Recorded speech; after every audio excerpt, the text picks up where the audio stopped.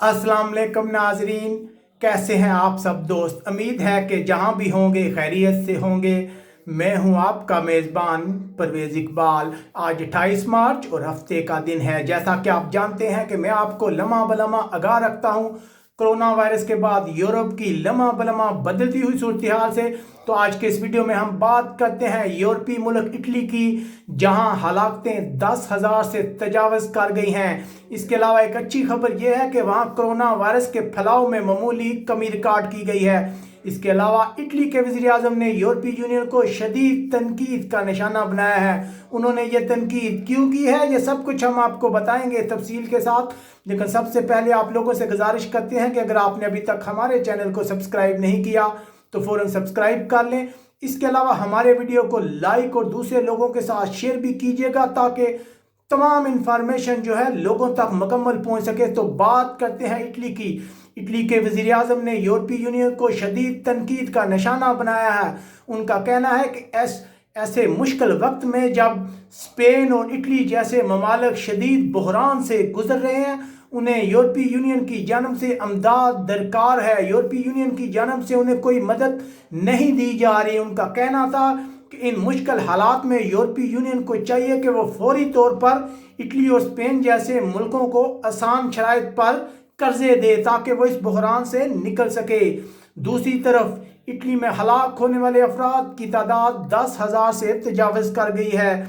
अगर जायज़ा लिया जाए गुज़िश्ता 24 घंटों का तो तकरीबन 890 के करीब अफराद हलाक हो गए हैं, जिसके बाद कुल हलाकतें 10,027 तक जा पहुंची हैं। इसके अलावा अगर नए केसेस की बात की जाए तो तकरीबन 5,974 नए केस आए हैं, जिसके बाद यहाँ तादाद 92,472 हो गई है। अगर अदाद शुमार को देखा जाए तो कोरोना वायरस के फैलाव में मामूली कमी आई है। जैसा कि हम आपको बताते रहते हैं, अभी पूरी दावे के साथ तो कुछ नहीं कहा जा सकता, लेकिन हालात ऐसा लग रहा है कि आने वाले दिनों में हालात बेहतर होंगे।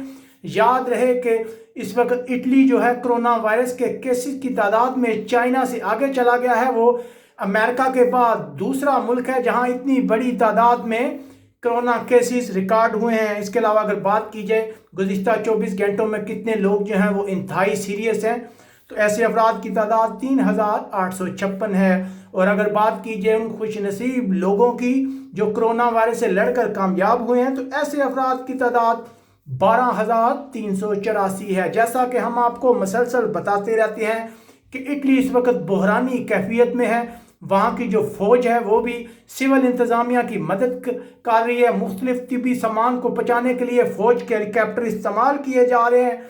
माहिरीन का कहना है कि आइंदा 2 माह जो है वो इंतहाई अहम है। इसके अलावा एक बड़ी जो मुश्किल है इटली को ये है कि अब ये वायरस जो है वो डॉक्टरों में भी मुंतकिल होना शुरू हो गया है।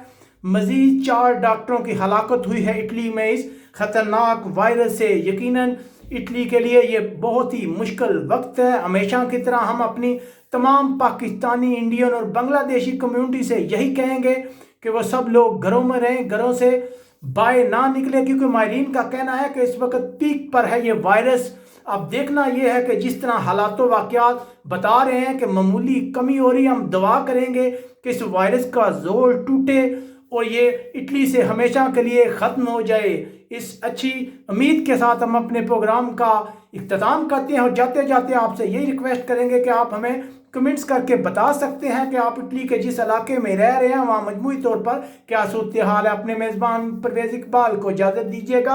अल्लाह हाफिज़।